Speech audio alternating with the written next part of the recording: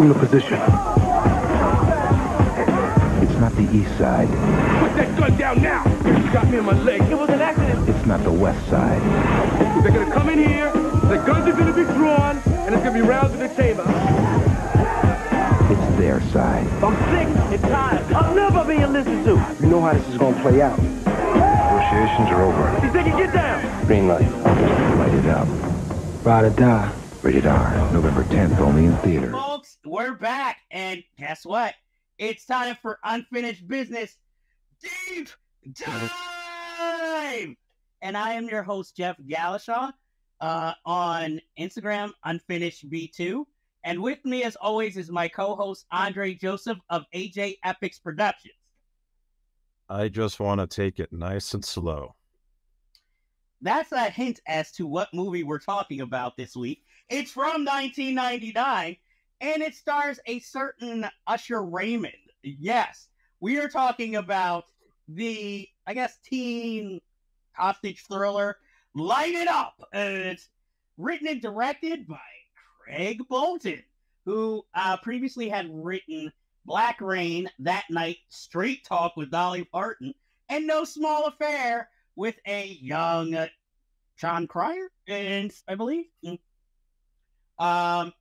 So this movie co-stars Rosario Lovely Dawson, is Robert Ri'Chard, Fredro Starr, Forrest Whitaker, Sarah Gilbert, Clifton Collins Jr., Glenn Turman as the principal, Vanessa Williams as a hostage negotiator, and the real reason I suspect Andre picked this film, Judd Nelson as the teacher who gets fired, and that they are trying to rally against before tragic happenings with Forrest Whitaker and a live gun.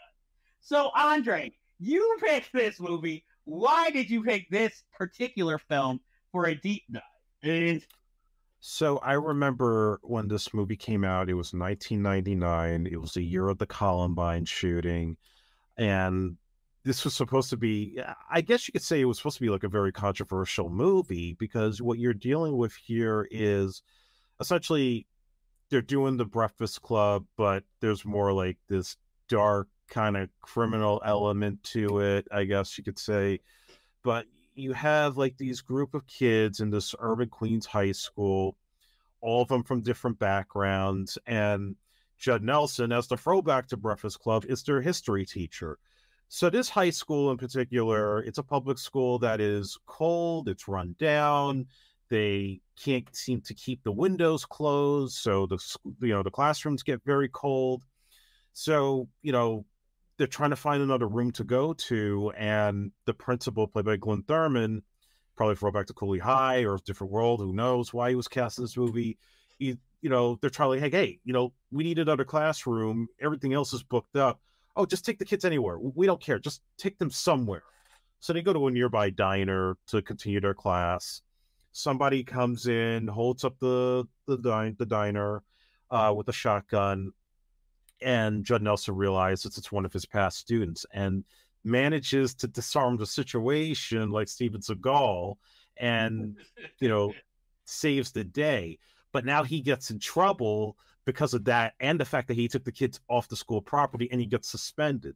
So now Usher, Rosario Dawson, and the other characters, they get upset about it and protest, but they get kicked out. They get suspended. And as they try to suspend the one kid played by Robert Ri'Chard, who I guess comes from kind of an abusive household, Usher decides he loses his shit. He takes Forrest Whitaker, who plays like the school security guard, former NYPD. He steals his gun. Now they hold the place hostage and hold him hostage. And he actually ends up getting wounded because of the fact that the gun accidentally went off and I guess shot him in the leg. So now everybody thinks they're gonna, they have some crazy, ridiculous demands. This is a big stunt. And it's like, no, their demands are basically, we want things in the school to be better. We want better classrooms, better books, things like that. And like Dog Day Afternoon, the public sympathizes with them and they start to bond with each other. But then gradually the walls are starting to close in. Like Forrest Whitaker's trying to find a way to escape. You have the SWAT team is trying to, mingle their way to get in there to, rescue the one hostage, and things just get hot and heavy, and this movie was produced by Babyface and his ex-wife Tracy Edmonds. So this was like a big pet project for them. As you mentioned, Craig Bolton was primarily a screenwriter who wrote Black Rain with Michael Douglas, had done a number of other movies, and this was actually his last directorial effort because it was not a hit at the box office, and yet had this big all-star cast. I think I picked this movie because I remember when I rented it, it was the first time I was exposed to Rosario Dawson, and me and my cousin were like, who is this dime of a chick? Like, we want to know more about her. I had not seen He Got Game or any of the stuff she did before that. I had not seen Kids, but we were like salivating over her. And then now she's like in everything. But back then, she was like new to us. So that was kind of like, yeah, she was like the girl you wanted to put the poster up of in your room. And I remember not liking this movie because of Usher, because they made it seem like, this R&B star was making his way into films, but he was terrible. Like, I remember they were hyping him up in The Faculty, and he's barely in it. I think they cut out most of his scenes. They made a big deal about him, and She's All That, and he's like, what, the DJ or something? Like, his part was barely in this film. And now he's in a front and center lead role where he's supposed to be like this tough kid who lost his dad to a police shooting and has this chip on his shoulder. So he's supposed to be like the tough guy and the athlete, kind of like Emilio Estevez in Breakfast Club. But I don't buy it because he's Usher and the way he speaks and he's trying to be this tough kid. I'm like, no, he's a pretty boy who gets all the ladies, and max it with Rosario Dawson, who's really the Molly Ringwald part, and it doesn't work. I don't buy him as a tough guy at all. And then to have Judd Nelson try to play against type as the nice guy teacher doesn't work. Vanessa Williams playing an NYPD cop, later plays an NYPD cop again in Shaft. I don't buy it because she's a singer. It's like, let's get all the singers in this movie to play against type, and it doesn't work. It's such a strange movie in that sense. And then a soundtrack littered with DMX and NSYNC. Like, who are they? Who are they marketing this movie to? I'm just saying, that's the one thing I do remember when it came out. Was like, I like the Ja Rule song in the trailer. This movie, wow. And this brings back certain memories because they had the premiere of this movie at the movie theater I was working at. So I remember having to get Usher's autograph for a friend who worked the box office. I remember he didn't look at me the whole time he gave me the autograph. And this was before Bling had come out, Bling, all the rappers. He had a diamond encrusted U around his neck. And I just thought, that's really weird to me at the time. And Lynn Whitfield was telling him how great his performance was. I remember that. And all I cared about was, where's Rosario Dawson and where's the after party so I can go meet her? Alas, it was at, what was Puffy's club? Chuckton's? And I think it was Sutton's. Yeah, it was there, but unfortunately, Rosario Dawson was not there. I agree with you. I felt watching this movie, watching Usher in it, it was like when you watch those movies from the 70s and they obviously just took a teen heartthrob and threw him in a role and built a movie around him. Except here, he's supposed to be playing, like you said, against type. And, Usher is not a tough guy. So it was just like, okay, this is really strange. I mean, and that's why all the actors are more notable than him in this movie. Like Clifton Collins Jr., who I remember from 187. I was shocked he had hair in this movie, playing, the kind of conniver, wise guy. The only time I laughed was when the one dude who was like, yo, man, I'm down with you. And then he ran outside. And then he's on the news like, yeah, and they had mad guns and they was crazy. And all this. That was the only time I intentionally laughed in this movie.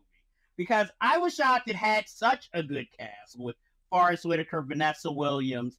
And then it's just like Sarah Gilbert is the weirdest casting in this movie because it's just like, She a little older people still playing a teenager and a pregnant Just one at that. with Roseanne, yeah. And she's kind of the one who the turncoat too, and the only white character who's involved in this whole thing.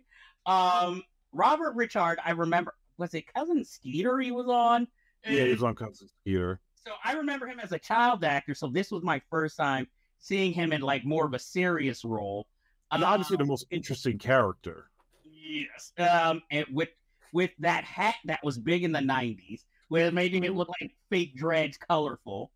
Again, Rosario Dawson. This was, other than He Got Game, this was like the most mainstream movie I'd seen her in at this point. So I was happy to see her working. And I'll admit, she was probably the thing that got me, other than the Ja Rule song, to see this movie the most. I saw it in theaters, so yeah. So, and Big Shot did not get it on DVD. So, it would work as a streaming movie these days, but as going to a movie theater, it's like, it's okay. And Fredro, I mean, why do you always play the same role? It's like, other than Moesha, you play pretty much the same role, you know? Is Fredro Starr and Sticky Fingers the same person? No, see, Sticky Fingers kind of has a lazy eye. And Sticky Fingers actually, A, can act, and B, is very muscular. You know, he played Blade on the TV series. That's right, yeah. And he was in The Shield out of the series, so he can actually act dramatically, you know. Whereas Fredro Starr, Moesha, Light It Up, what's the dance? Yeah, I mean, everybody would prefer to forget Rock. A future deep dive. Save the Last Dance. Yeah. You know, I always remember his stupid line from that movie. A black man's life is just nothing but mayhem. You're like, what the fuck kind of fucking nihilism shit is that? This is Save the Last Dance. This isn't like a Boys in the Hood movie. You know? So anyway. Well, that's the problem with this movie too. It's like it is intensely R-rated with his casting, with the violence and the foul language. But yet I remember they were like trying to market this movie to high school kids. Exactly. And that was probably why it kind of bombed. But again, I think Babyface and Tracy Edmonds were just starting to learn the movie business. Maybe that's why it's an ill fit, because it's the same thing with like Josie and the Pussycats, whereas if it came out today, it more than likely would have been a bigger hit, because it would have maybe been understandable to be more tongue-in-cheek, like the way they're trying to make the Barbie movie. You know, whereas back then, you're making this, like you said, an R-rated urban film, but you're marketing it to teenagers who can't even go see it, because really, they're the only ones interested in Usher's acting appeal. You know, adults, the only people the adults are interested in is the adult cast, who are more supporting than anything. You know, and just, you know, dudes like me who are just like, oh, Rosario Dawson's in this? And, you know. Yeah, they were definitely learning something about the movie business when they had to put John B. and Master P on the soundtrack. Those guys, first of all, leave John B. alone. And he was big in his day. Master P has always been a rapper of particular taste for other people, not me. You know, it was like No Limit Soldiers. Like, hey, he got the hookup, okay? Out of it. Hey, you tell me you wasn't rocking, make him say, nah, nah, nah, nah. He came up with his own catchphrase. Let's face it, if this movie had been made 15 years later, Little Romeo would have been playing the other role. And worse, Master P would have directed. And oh, God. And probably Master P would have either been the teacher or Forrest Whitaker's role. I think if they made it today, they would make the Forrest Whitaker part a white guy. Probably, but the teacher would probably be like John Leguizamo. And yeah, he would have. He could play it out of his sleep. But like I said, it's a harmless movie. It's not great. It's not horrible. It's passable. You know, I'd let my kids watch it if I had any. You know, of certain age, not like 5-year-old, like watch Usher. You know, look, this is better than his movie In the Mix. Okay. Yeah. So let's give credit where credit is due, at least a little. Who was the genius who said, we need to put somebody in the Italian mob who's black? Let's get Usher. Well, it's better than Donald Faison's Italian movie. Homie Spumoni. Yes, that's an actual film, folks, with Joey Fatone. So for all those who think I'm making stuff up, look it up. But I have Usher antidote here. Actually, nothing that happened to me. It actually happened to a friend of mine that was a cinematographer on one of my films. But apparently, my friend used to do, like, he would film the press junkets for whenever there was a movie or, like, I guess, like an album coming out. And he told me a story once. I think Usher had a new album, or it might have even been the movie In the Mix. And he was talking to, like, a female reporter, and he started to try to, like, flirt with her, touch her hands and everything else. And obviously, this woman had to go because they had to go to the next reporter to talk to him. And when he was trying to, like, get his attention, Usher just kind of, like, gave him this kind of glaring look, like, can't you see we're fucking talking right now? He's like, I need to give somebody herpes. Okay. You gotta do it my way. Exactly. And though I will admit that album, I can't remember the name of the album, but that one album was hot. It's the one that had the continuous thing of him as a mobster in Chicago. I don't remember the name of the album, but that's the only Usher album I remember loving, actually. Funny enough, they shot this movie in Chicago instead of New York. You can tell. Just from the freezing alone. I'm like, but yet most of the cast is from New York. You know? Yeah.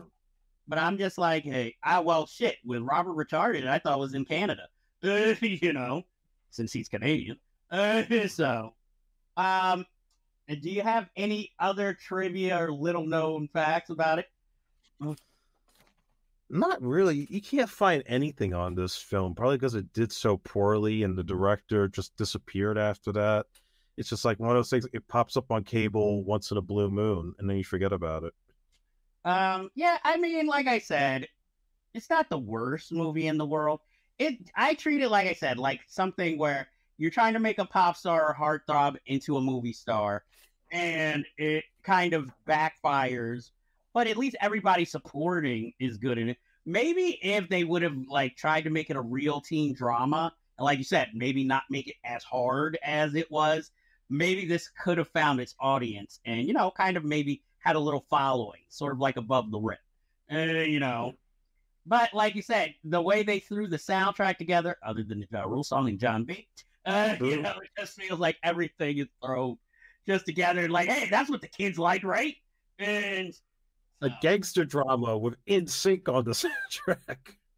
Hey, as I learned when I started working, a lot of thugs bought these albums supposedly for the ladies to have the mood music. So I mean, shit, Justin Timberlake made a better transition in one movie, even though the rest of his career film, not so hot.